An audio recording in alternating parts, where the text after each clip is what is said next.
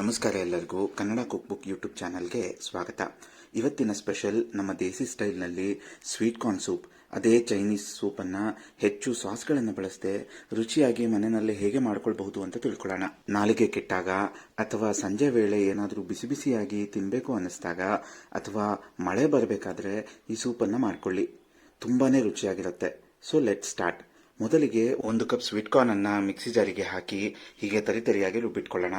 ಈಗ ಈ ಸೂಪನ್ನು ಮಾಡ್ಕೊಳ್ಳೋದಕ್ಕೆ ಬೇಕಾಗಿರುವ ಸಾಮಗ್ರಿಗಳು: 1 ಕಪ್ ಸ್ವೀಟ್ ಕಾರ್ನ್, ಅರ್ಧ ಕಪ್ ಕ್ಯಾಪ್ಸಿಕಮ್ ಸಣ್ಣಗೆ ಹೆಚ್ಚಿದ್ದು, 2 ಟೇಬಲ್ ಸ್ಪೂನ್ ಬೆಳ್ಳುಳ್ಳಿ ಸಣ್ಣಗೆ ಹೆಚ್ಚಿದ್ದು, 1 ಟೇಬಲ್ ಸ್ಪೂನ್ ಈರುಳ್ಳಿ ಸಣ್ಣಗೆ ಹೆಚ್ಚಿದ್ದು, ಅರ್ಧ ಟೀ ಸ್ಪೂನ್ ಶುಂಠಿ ಸಣ್ಣಗೆ ಹೆಚ್ಚಿದ್ದು, 2 ಟೇಬಲ್ ಸ್ಪೂನ್ ಬೆಣ್ಣೆ, 1 ಟೇಬಲ್ ಸ್ಪೂನ್ ಉಪ್ಪು, ಅರ್ಧ ಕಪ್ ಕ್ಯಾರೆಟ್ ಸಣ್ಣಗೆ ಹೆಚ್ಚಿದ್ದು, 1/4 ಕಪ್ ಬೀನ್ಸ್ ಸಣ್ಣಗೆ ಹೆಚ್ಚಿದ್ದು, 1/4 ಕಪ್ ಎಲೆಕೋಸು ಸಣ್ಣಗೆ ಹೆಚ್ಚಿದ್ದು, 1 ಹಸಿಮೆಣಸಿನಕಾಯಿ ಸಣ್ಣಗೆ ಹೆಚ್ಚಿದ್ದು, 1 ಟೇಬಲ್ ಸ್ಪೂನ್ ಸೋಯಾ ಸಾಸ್ ಹಾಗೂ ಅರ್ಧ ಟೀ ಸ್ಪೂನ್ ಕಾಳು ಮೆಣಸಿನ ಪುಡಿ. ಈ ಸೂಪನ್ನು ಮಾಡ್ಕೊಳ್ಳೋದಕ್ಕೆ ಮೊದಲು ಒಲೆ ಹಚ್ಚಿ ಅದರ ಮೇಲೆ ದಪ್ಪ ತಳದ ಬಾಣಲೆಯನ್ನಿಟ್ಟು ಬಾಣಲೆ ಬಿಸಿಯಾದ ನಂತರ ಅದಕ್ಕೆ ಬೆಣ್ಣೆಯನ್ನು ಸೇರಿಸ್ಕೊಳ್ತಾ ಇದ್ದೇನೆ. ಬೆಣ್ಣೆ ಕರಗಿದ ನಂತರ ಬಾಣಲೆಗೆ ಈರುಳ್ಳಿ, ಬೆಳ್ಳುಳ್ಳಿ, ಶುಂಠಿ ಹಾಗೂ ಹಸಿಮೆಣಸಿನಕಾಯಿಯನ್ನು ಸೇರಿಸ್ಕೊಂಡು ಅದರಿಂದ ಹಸಿ ವಾಸನೆ ಪೂರ್ತಿಯಾಗಿ ಹೋಗೋವರೆಗೂ ಹುರಿದುಕೊಳ್ಬೇಕಾಗತ್ತೆ. ಈ ಸೂಪನ್ನು ಮಾಡ್ಕೊಳ್ಬೇಕಾದ್ರೆ ಕೊನೆವರೆಗೂ ಗ್ಯಾಸ್ ಫ್ಲೇಮ್ ಹೈನಲ್ಲೇ ಇರಲಿ.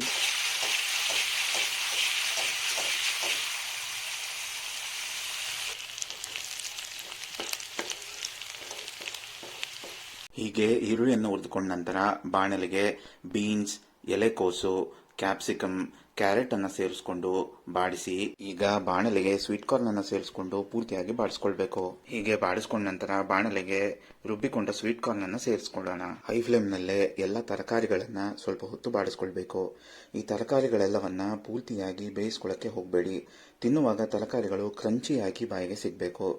ನಂತರ ಬಾಣಲೆಗೆ ಉಪ್ಪು ಹಾಗೂ ಕಾಳು ಮೆಣಸಿನ ಪುಡಿಯನ್ನು ಸೇರಿಸಿಕೊಂಡು ಬಾಡಿಸ್ಕೊಳ್ಬೇಕು. ಹೀಗೆ ಹೈ ಫ್ಲೇಮ್ನಲ್ಲಿ ಎಲ್ಲ ತರಕಾರಿಗಳನ್ನು ಹುರಿದುಕೊಂಡ ನಂತರ ಬಾಣಲೆಗೆ 2 ಕಪ್ ನೀರನ್ನು ಸೇರಿಸಿ ಬಾಡಿಸ್ಕೊಳ್ಳೋಣ. ನೀರನ್ನು ಸೇರಿಸಿ ಕಲಸಿ ಒಂದು ಕುದಿ ಬಂದ ನಂತರ ಬಾಣಲೆಗೆ ಸೋಯಾ ಸಾಸ್ ಅನ್ನು ಸೇರಿಸ್ಕೊಳ್ಬೇಕು. ಸೋಯಾ ಸಾಸ್ ಅನ್ನು ಸೇರಿಸಿ ಪೂರ್ತಿಯಾಗಿ ಕಲಿಸ್ಕೊಂಡು ಇನ್ನೊಂದು ಕುದಿಯನ್ನು ತೆಗೆದುಕೊಂಡ ನಂತರ ಗ್ಯಾಸ್ ಫ್ಲೇಮ್ ಅನ್ನು ಆಫ್ ಮಾಡಿ ಬಿಸಿ ಬಿಸಿಯಾಗಿ ಸರ್ವ್ ಮಾಡಿಕೊಂಡ್ರೆ ತುಂಬಾನೇ ರುಚಿಯಾಗಿರುವಂತಹ ಸ್ವೀಟ್ ಕಾರ್ನ್ ಸೂಪ್ ತಿನ್ನಲು ರೆಡಿ. ಈ ರೆಸಿಪಿ ನಿಮ್ಗೆ ಇಷ್ಟ ಆಯ್ತಾ? ಹಾಗಾದ್ರೆ ಈ ರೆಸಿಪಿನ ಈಗಲೇ ಟ್ರೈ ಮಾಡಿ ಹೇಗೆ ಬಂತು ಅಂತ ನಮಗೆ ಕಮೆಂಟ್ ಮಾಡಿ ತಿಳಿಸಿ. ಹಾಗೂ ಕೂಡಲೇ ನಮ್ಮ Kannada cook book YouTube channel ಅನ್ನ ಸಬ್ಸ್ಕ್ರೈಬ್ ಮಾಡಿಕೊಳ್ಳಿ. ಪ್ರತಿದಿನ ನಾವು ನಮ್ಮ ಚಾನೆಲ್ನಲ್ಲಿ ಹೊಸ ರೆಸಿಪಿಗಳನ್ನು ಶೇರ್ ಮಾಡ್ತಾ ಇರ್ತೇವೆ. ಈ ವಿಡಿಯೋವನ್ನು ನೋಡಿದ್ದಕ್ಕೆ ಧನ್ಯವಾದಗಳು.